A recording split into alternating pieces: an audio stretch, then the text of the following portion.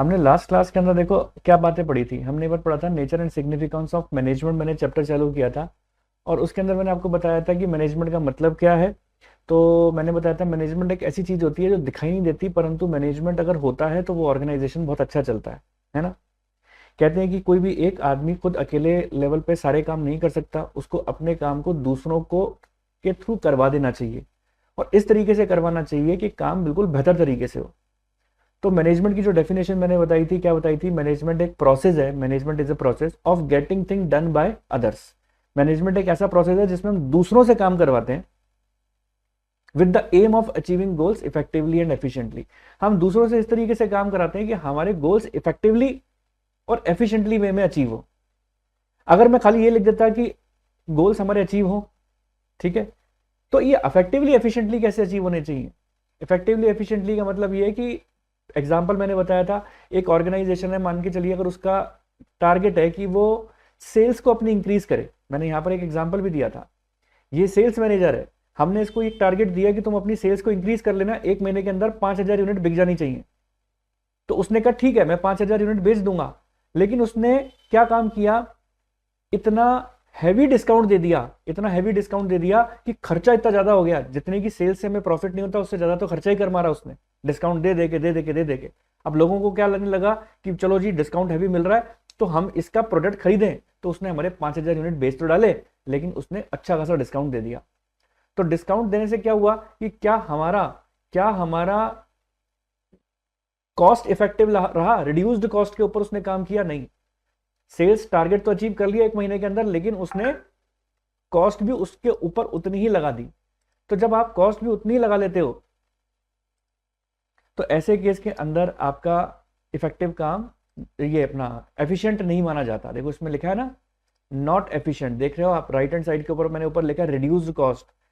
Efficiently पूरा focus सी के ऊपर है, यानी रिड्यूस्ड कॉस्ट के ऊपर काम होना चाहिए। एक मंथ के अंदर उसने 5,000 यूनिट का सेल टारगेट तो अचीव कर दिया, बट विद हैवी डिस्काउंट, तो वो एफिशिएंट नहीं माना जाएगा।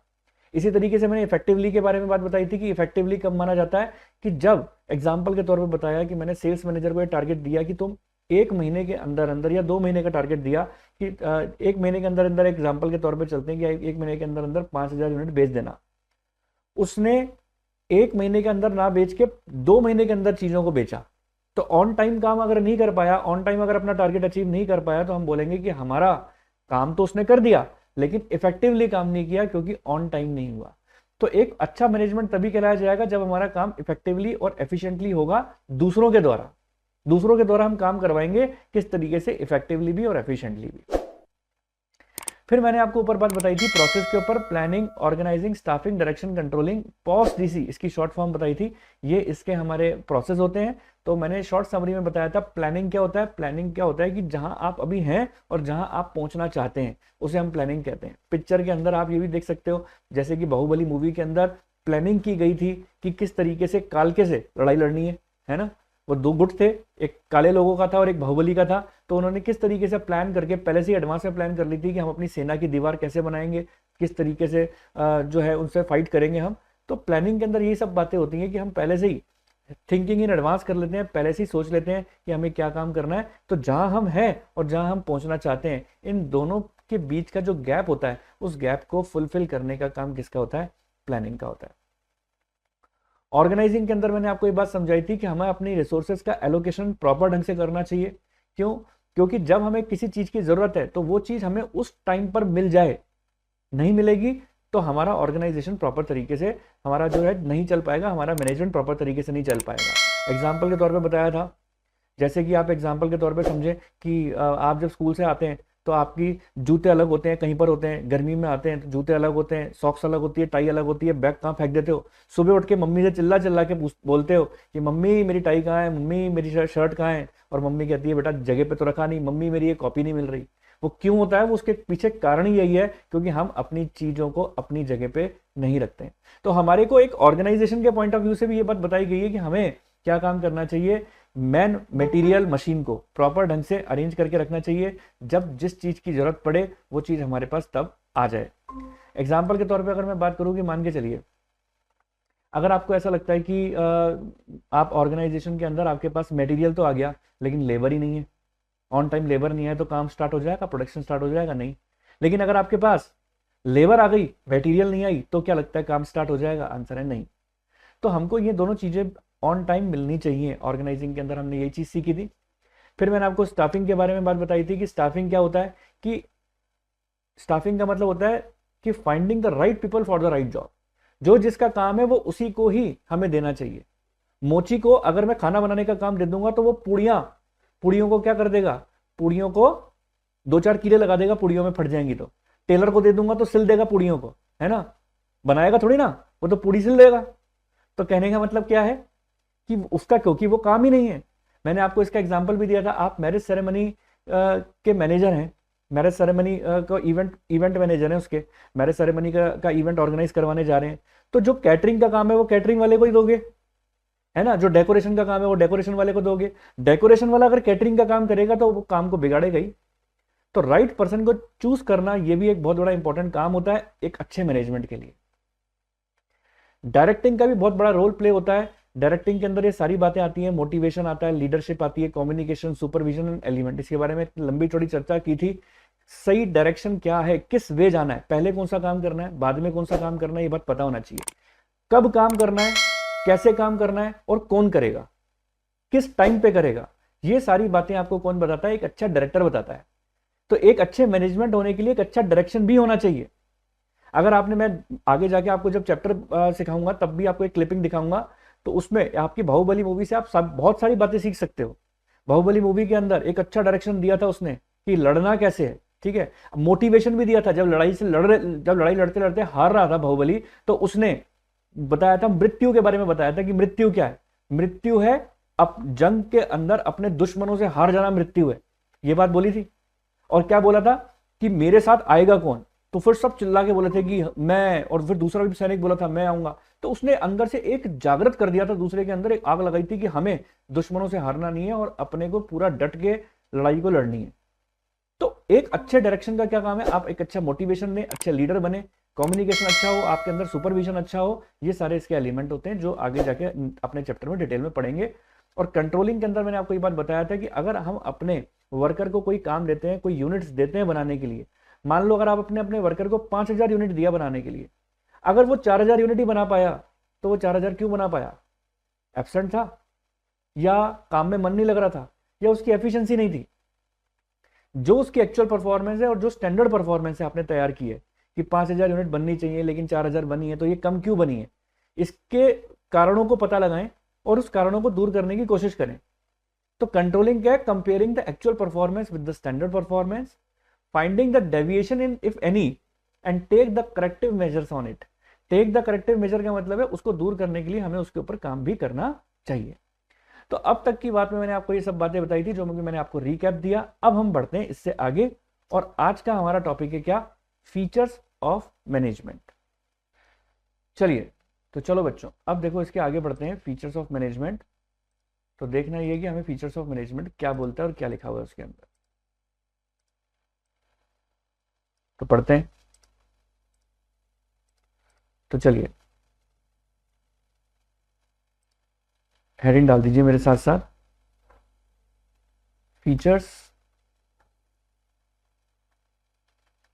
Features of management. ठीक है। तो देखो, फीचर्स ऑफ मैनेजमेंट में भी एक एक फीचर्स हैं। हर एक फीचर के बारे में अपन लिखेंगे भी और समझने की कोशिश भी करेंगे कि ये फीचर्स क्या बात बोलते हैं। ठीक है। फिर उसको याद करने के लिए मैं आपको उसके सीक्रेट कोड भी दूंगा। तो देखो, पहला पहला फीचर हमारे पास क्या है? पहला फीचर है हमारे पास,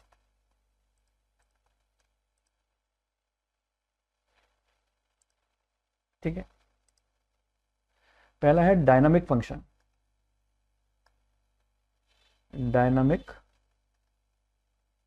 फंक्शन, ठीक है। चलो एक काम करते हैं, इसको अपन टाइप करके लिखते हैं, ठीक है।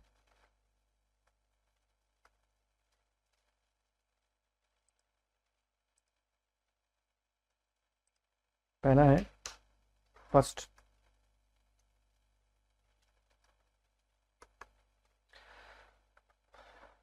डायनामिक फंक्शन, ठीक है, फॉर्मेटिंग में बाद में कर दूंगा, आप लिखे पहले। Management is a dynamic function and has to adopt itself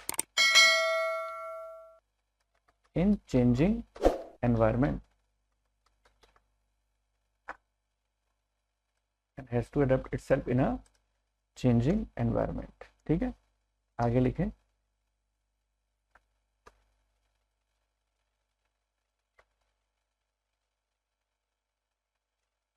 in an organization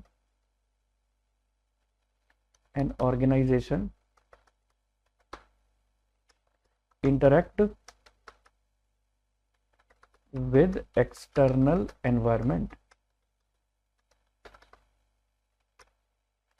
which consist of various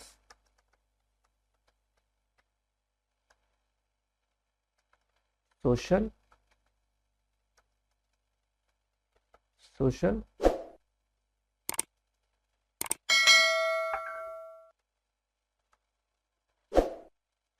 economic, political factors।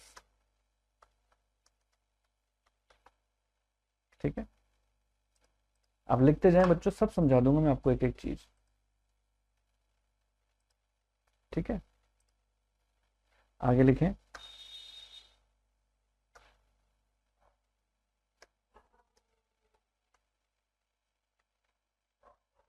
लिखें in order to be successful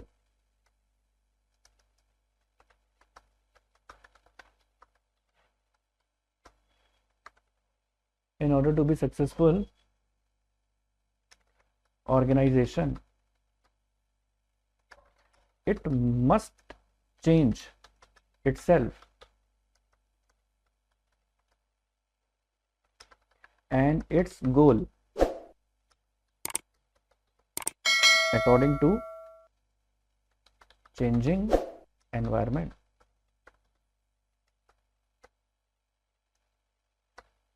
For example,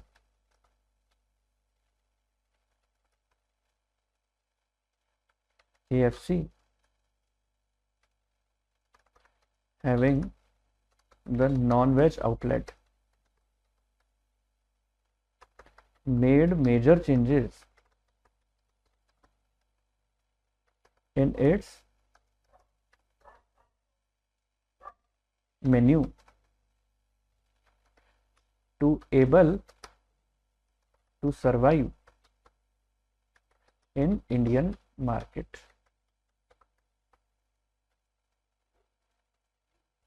तो चलिए बच्चों देखो, पहला अपना टॉपिक क्या है इसके अंदर, फीचर्स ऑफ मैनेजमेंट, जो मैं आपको बात बताने जा रहा हूँ। फीचर्स ऑफ मैनेजमेंट के अंदर देखो हमारा पहला पॉइंट आ रहा है किसके ऊपर, पहला पॉइंट आ रहा है हमारा डायनामिक फंक्शन के ऊपर। तो ये डायनामिक फंक्शन क्या चीज है, पहले इस बात को समझो।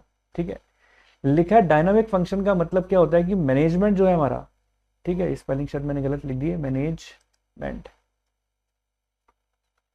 ठीक है, मैनेजमेंट जो है हमारा, मैनेजमेंट को एक डायनामिक फंक्शन के अंदर ऑपरेट करना पड़ता है, एक डायनामिक एनवायरनमेंट के अंदर ऑपरेट करना पड़ता है, इसलिए इसको मैनेजमेंट को डायनामिक फंक्शन का एक दर्जा दिया गया है। क्यों दिया गया है, कहते हैं कि जो हमारा बिजनेस जिस जगह ऑपरेट करता है ना, वो एक बहुत मतलब एक विशाल का एनवायरनमेंट है।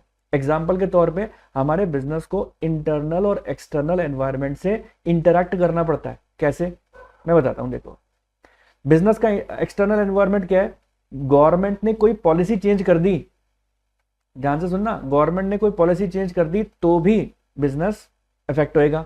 जीएसटी आ गई तो बिजनेस इफेक्ट होगा, है ना, जीएसटी अभी आई थी, बिजनेस इफेक्ट हो गया था। डीमोनेटाइजेशन हो गया तो बिजनेस इफेक्ट हो जाएगा। तो यानी कहीं ना कहीं गवर्नमेंट की पॉलिसीज से हमारे बिजनेस को असर आता है। दूसरा, कोई कंपटीटर आ गया, देखो गवर्नमेंट की पॉलिसीज बिजनेस के कंट्रोल से बाहर है। आपका एक चैप्टर भी है बिजनेस एनवायरनमेंट, वो पढ़ेंगे अपन। बिजनेस एनवायरनमेंट के अंदर यही बात बताइए कि बिजनेस को असर डालने वाले कितने सारे फैक्टर्स हैं। तो गवर्नमेंट आ गया, एक्सटर्नल फैक्टर में गवर्नमेंट की पॉलिसीज हमारे कंट्रोल से बाहर है। अब दूसरी, कॉम्पिटिटर्स, अगर नया कोई दुकानदार आ जाएगा, आज मेरी मिठाई की दुकान चल रही है, अगर सामने वाली मिठाई की दुकान लेकर कोई आ जाएगा तो क्या मैं मना करूंगा कि उसको, भाई तू मिठाई की दुकान मत चला, मैं चला रहा हूँ यहाँ पे, नहीं मना कर सकता ना। वो सस्ती हो सकता है मिठाई दे और मेरे से ज्यादा अच्छी दे, तो उसको भी ध्यान में रखते हुए अपना काम करना है। ठीक है, तो क्या चीज देखी मैंने, बिजनेस को जो इन्फ्लुएंस करने वाले, बिजनेस को क्या कहते हैं, कहते हैं ना, असर डालने वाले कितने सारे फैक्टर हैं। कंपटीशन हो गया, गवर्नमेंट की पॉलिसीज हो गई, ठीक है, और जो है मान लो जैसे अभी एग्जांपल के तौर पे कई सारे ऐसे एक्सटर्नल फैक्टर आ जाते हैं, जैसे कि मैं आपको एग्जांपल के तौर पे बात बताऊं कि अभी कोरोना आ गया था, कोरोना में लोगों के बिजनेस का कितना असर हुआ। तो यानी बिजनेस आपके खाली एक फैक्टर के ऊपर डिपेंड नहीं करता, कई सारे ऐसे फैक्टर होते हैं जो बिजनेस को कहीं ना कहीं इफेक्ट कर जाते हैं। इसलिए क्या बोला गया, बिजनेस अपने आप में एक एक्सटर्नल एनवायरमेंट, एक डायनामिक एनवायरमेंट में काम करता है, इसलिए एक डायनामिक फंक्शन है। बिजनेस को असर डालने वाले देखो कौन कौन से फैक्टर्स हैं। पहला पॉइंट देखो, एक तो ये डायनामिक फंक्शन है, इसको अंडरलाइन किया मैंने। दूसरा, इसको सोशल फैक्टर्स, बहुत सारे ऐसे सोशल फैक्टर्स होते हैं जो आगे जाके समझाऊंगा, जो हमारे बिजनेस को असर डालते हैं। कई सारे ऐसे इकोनॉमिक फैक्टर्स होते हैं जो हमारे बिजनेस को असर डालते हैं, ठीक है। कई सारे ऐसे पॉलिटिकल फैक्टर भी होते हैं जो हमारे बिजनेस को असर डालते हैं।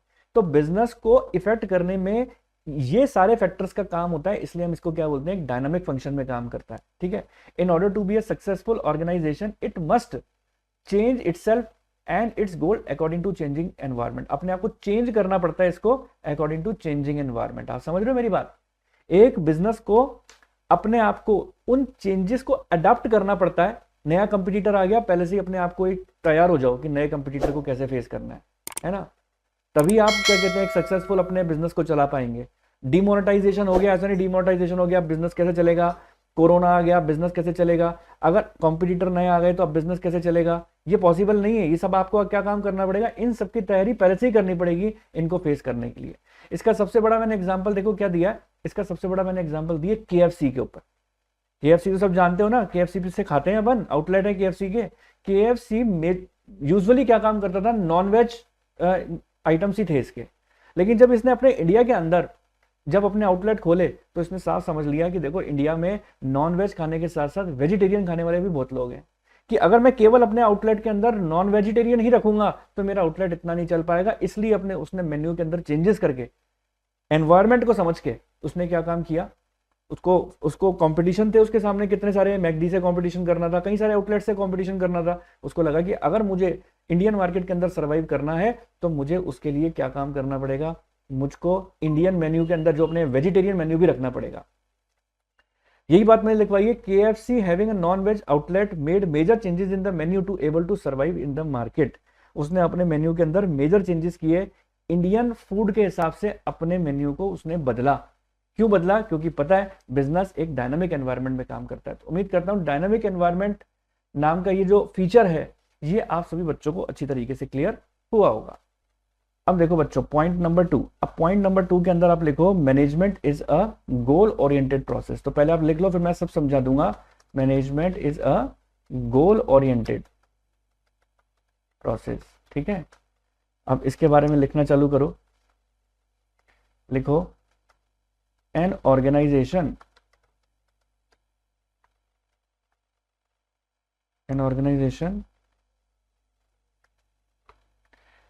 has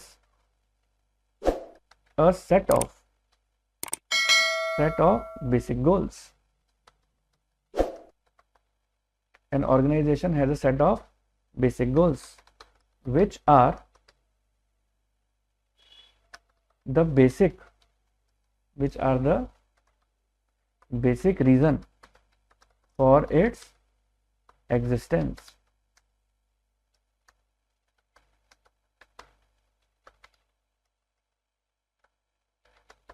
ठीक है, which are the basic reason for its existence.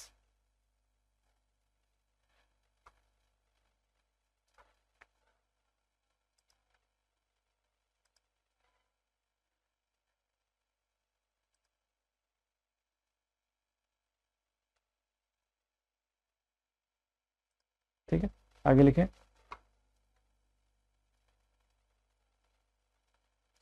The basic goals should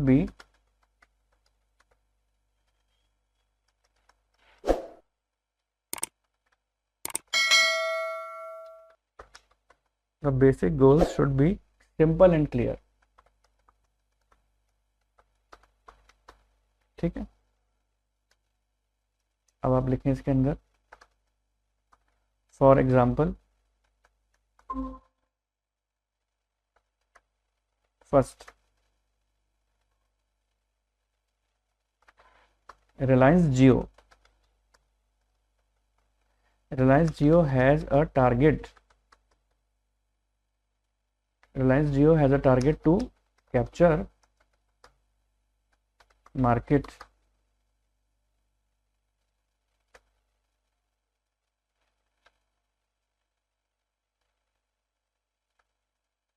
आगे लिखें गोल ऑफ एन ऑर्गेनाइजेशन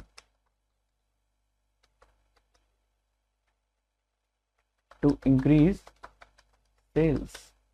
ठीक है, तो चलिए बच्चों, अब हमारे पास देखो आ रहा है पॉइंट नंबर 3।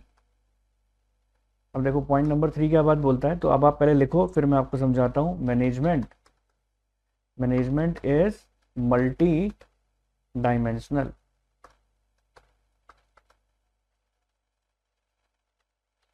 ठीक है, मैनेजमेंट इज मल्टी डायमेंशनल।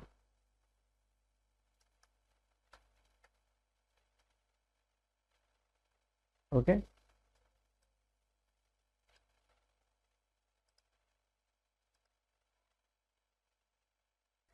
तो क्या रहा है, management is a multi dimensional. तो इसमें आप क्या क्या चीजें लिखोगे, अब आप देखो। इसमें सबसे पहले आपको लिखना है पॉइंट नंबर 1। पॉइंट नंबर 1 लिखेंगे सबसे पहले अपन, management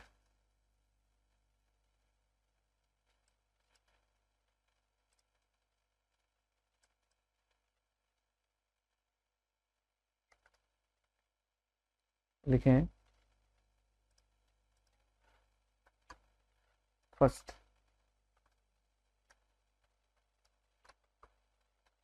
management of work. Second point आप लिखें इसके अंदर, management of people. Third point लिखें आप इसके अंदर, management of operation.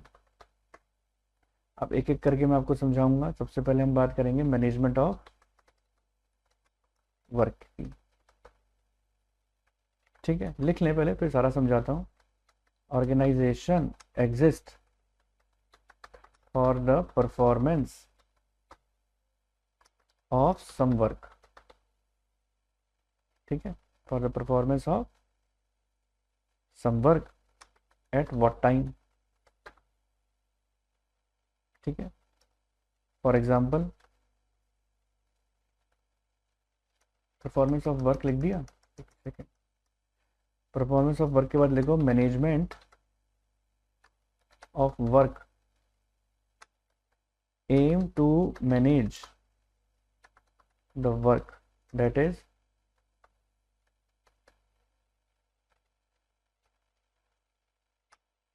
which work to be performed at what time।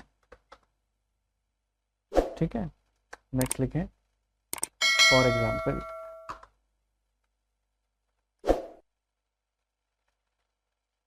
whenever company decided to launch a product, launch a new product, a market survey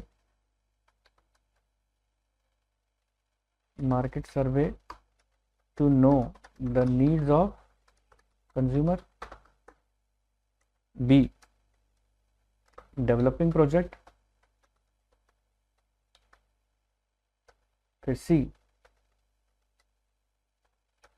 advertising of the product।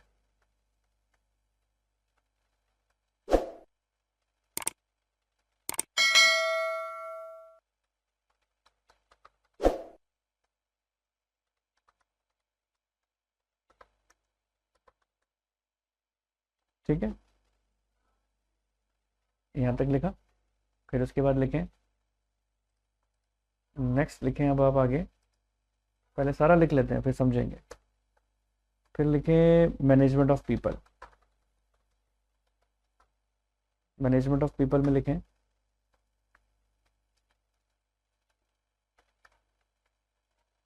It implies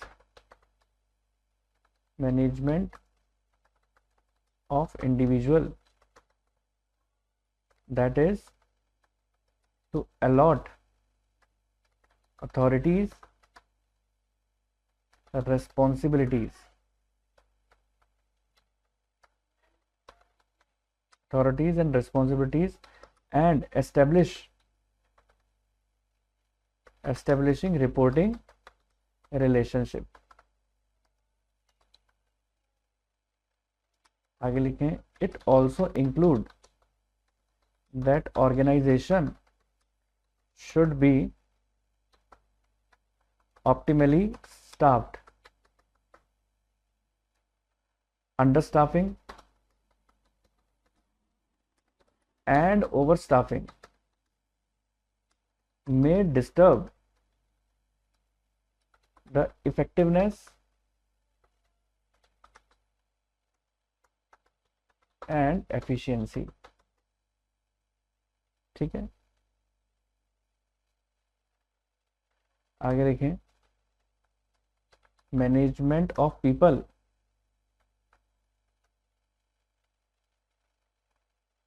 फिर आगे है management of operation, sorry, management of operations. ठीक है, इसमें लिखें it is interlinked with both management of work and management of people. This has some basic products and services to provide.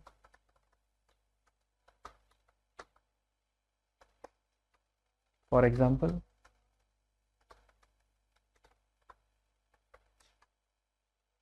the main activity of banks is to provide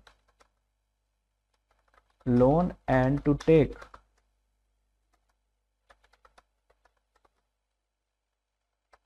deposits from public।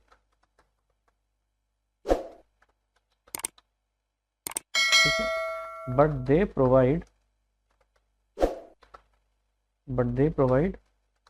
other activities like online banking, ATM services,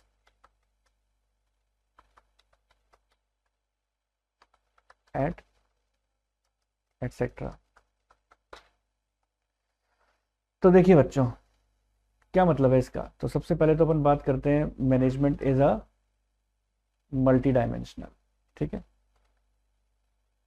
क्या मतलब है इस बात का, एक बार फिर से लिख दें। Third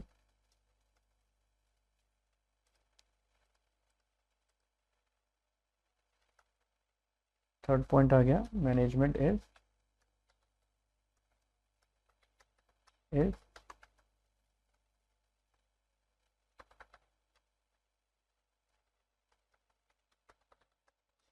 multi dimensional. ठीक है, अब देखिए मैनेजमेंट इज मल्टी डायमेंशनल से क्या मतलब है। हाथों हाथ अपन इसको लिखते भी जाते हैं और आपको एक्सप्लेन भी करता जाता हूं मैं। इस बात से मतलब क्या है, मैनेजमेंट को मल्टी डायमेंशनल अपन ने क्यों बात बोली। जैसे कहते हैं ना, कई सारे डायमेंशन है, मतलब कई तरीके से अपन को इसको सोचना पड़ता है। मल्टी डायमेंशनल मतलब एटलीस्ट 3 तरीके से तो आपको इसको सोचना ही पड़ेगा। कैसे, देखिए लिखा है, देखिए क्या लिखा है कि management of work, management of people and management of operation. ठीक है, मैनेजमेंट ऑफ वर्क कैसे है, ठीक है ना। तो देखिए बच्चों, मैनेजमेंट को मल्टी डायमेंशनल क्यों बोला है, क्योंकि देखो तीन चीजें बताई हैं। मल्टी डायमेंशनल के अंदर आपको तीन बातें पढ़नी है। मैनेजमेंट ऑफ वर्क भी होना चाहिए, मैनेजमेंट ऑफ पीपल भी होना चाहिए, मैनेजमेंट ऑफ ऑपरेशन भी होना चाहिए, तभी हमने इसको बोला ये मल्टी डायमेंशनल है। अब मैनेजमेंट ऑफ वर्क से क्या मतलब है, मैंने आपको देखो ये बात बताई है, ऑर्गेनाइजेशन, स्पेलिंग ठीक कर लेते हैं, organisation exist for the performance of some work, management of work aim to manage the work, that is which work is to be perform at what time. Example के तौर पे मैंने जैसे आपको पहले भी बार बताया था, कौन सा काम पहले करना है कौन सा काम बाद में करना है, ये बात पता होना चाहिए ना, वर्क कैसे है। अब एक बात बताओ, सबसे पहले जब मैरिज सेरेमनी का, मैं आपको कई बार आपको मैंने एग्जांपल्स दिए हैं, आप इवेंट मैनेजर हैं और मैरिज सेरेमनी को आप ऑर्गेनाइज करवाने जा रहे हैं, ठीक है, आपका मैनेजमेंट है। सबसे पहले डेकोरेशन होगा, ठीक है, सबसे पहले डेकोरेशन होगा, फिर म्यूजिक सिस्टम लगेगा, ठीक है, डेकोरेशन होगा, म्यूजिक सिस्टम लगेगा, और फिर खाने पीने का केटरिंग का काम सारा हो जाएगा। उसके बाद सारी तैयारी मानी जाएगी और फिर जो भी मेहमानों को आना है वो आएंगे। क्या ऐसा पॉसिबल है कि पहले खाना लग जाए बाद में डेकोरेशन हो जाए? नहीं है ना। तो कौन सा काम पहले किया जाना है कौन सा काम बाद में किया जाना है, इसकी नॉलेज हमें होना बहुत जरूरी है, क्योंकि अगर आपने इसमें गड़बड़ कर दी, समझ रहे हैं बात, अगर आपने इसके अंदर गड़बड़ कर दी तो सारा मामला खराब हो जाएगा। तो आपको इसके अंदर क्या चीज करनी है, इसको आप हाईलाइट करते हुए चलें कि हमें यह बात पता होना चाहिए कि कौन सा काम हमें पहले और कौन सा काम हमें बाद में करना है, ठीक है। तो क्या चीज लिखी है मैंने, organization access the performance of work, management of work aim to manage the work, which work, देखिए ये बड़ा इंपॉर्टेंट पॉइंट है, which work to be performed, ये की पॉइंट है इसमें, एट व्हाट टाइम, कौन सा काम हमें परफॉर्म करना है और किस समय पे करना है, ये बात हमें पता होना चाहिए। अब आप इसमें जो एग्जांपल दिया मैंने वो क्या दिया, अब मान के चलिए अगर आपकी ऑर्गेनाइजेशन कोई नया प्रोडक्ट लॉन्च करने जा रही है, ठीक है, आपकी ऑर्गेनाइजेशन कोई नया प्रोडक्ट लॉन्च करने जा रही है। अब उस नए प्रोडक्ट को लॉन्च करते वक्त सबसे पहले हमें क्या चीज देखनी है, उसको लॉन्च करने से पहले हमें मार्केट की सर्वे होनी चाहिए। जैसे मैंने आपको एग्जांपल दिया था कि एक कंपनी है ओप्पो या वीवो, मोबाइल कंपनी है, तो उसने पहले सर्वे किया होगा ना, लोग सबसे ज्यादा किसको पसंद करते हैं, लोग सबसे ज्यादा पसंद करते हैं कैमरे को। तो कैमरा कैसा होना चाहिए, अच्छा मून लाइट कैमरा होना चाहिए। तो उसने क्या बात बोली, सारा सेल्फी कैमरे के ऊपर ही सारा फोकस किया कि मुझे एक ऐसा फोन बनाना है जिसके अंदर कैमरा क्वालिटी बेस्ट हो, ठीक है। जब आईफोन ने, एप्पल ने जब अपना आईफोन निकाला तो उसने क्या सोच के आईफोन निकाला, लोग सिक्योरिटी को, क्योंकि साइबर क्राइम्स बहुत ज्यादा है, लोग सिक्योरिटी को बहुत ज्यादा महत्व देते हैं, तो उसने अपना सारा फोकस किसके ऊपर किया, सर्वे किया कि लोग सिक्योरिटी को भी बहुत इंपॉर्टेंस देते हैं। तो क्या चीज देखी हमने, कि हमने ये चीज देखी, मैनेजमेंट ऑफ वर्क हमें ये बात बताता है। एग्जांपल के तौर पे बात बताऊं कि नया प्रोडक्ट लॉन्च करते वक्त सबसे पहले आपको मार्केट सर्वे करना है, फिर प्रोडक्ट को डेवलप करना है।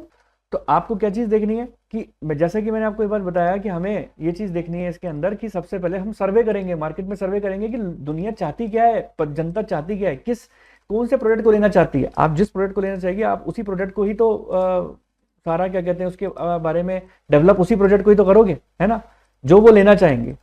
अब बात यहां पर आती है इसके बाद कि फिर उसके बाद हम क्या करेंगे, प्रोडक्ट को डेवलप करेंगे।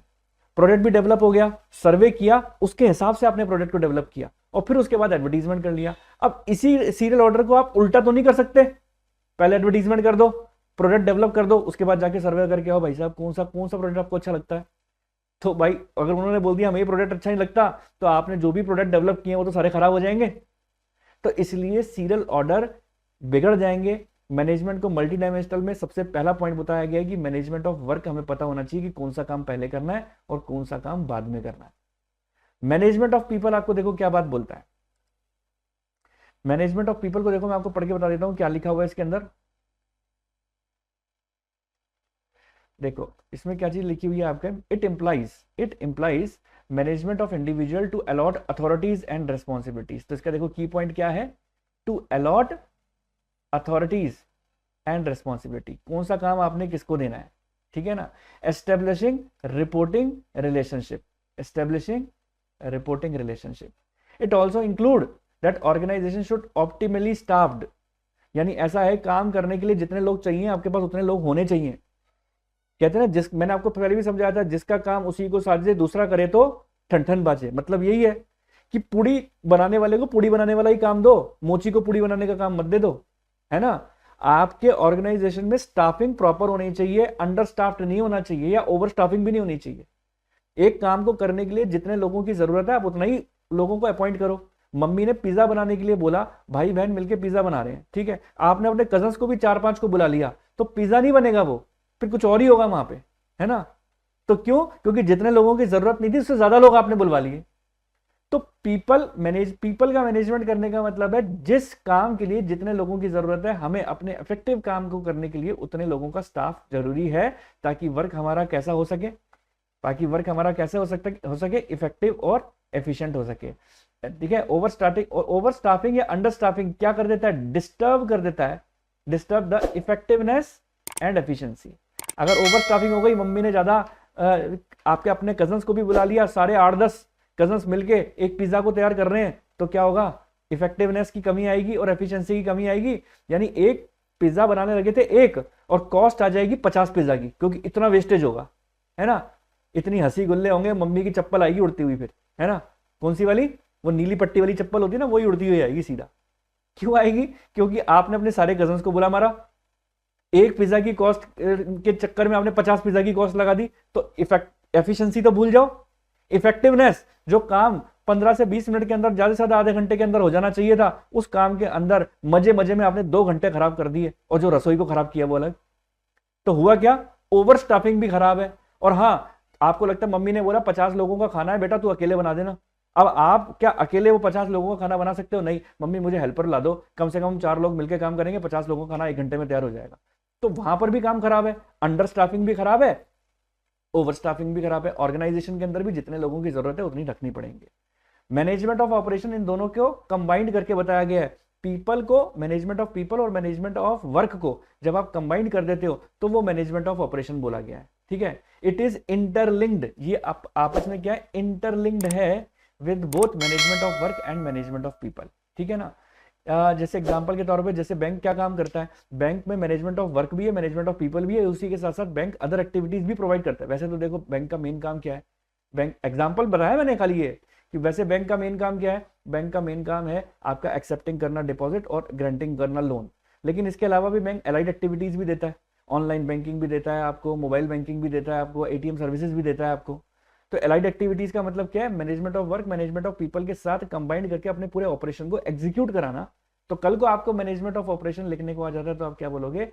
Management of operation is the interlink between management of work and management of people. उम्मीद करता हूं ये जो 3 फीचर मैंने आपको समझाए हैं, dynamic function, management is a goal oriented process और management is a multi dimensional, ये तीनों आपको फीचर अच्छी तरीके से समझ में आए होंगे। तो उम्मीद करता हूं आप लोगों को मेरा वीडियो अच्छा लगा होगा, पसंद आया होगा। मेरा वीडियो अच्छा लगा, पसंद आया तो इसको लाइक कर देना, चैनल पे नहीं हो तो सब्सक्राइब कर देना, और अपने फ्रेंड सर्कल के साथ ज्यादा से ज्यादा शेयर कर देना। तो जल्द से जल्द मिलते हैं अपने नेक्स्ट वीडियो के साथ। तब तक के लिए ओके, टाटा, बाय बाय।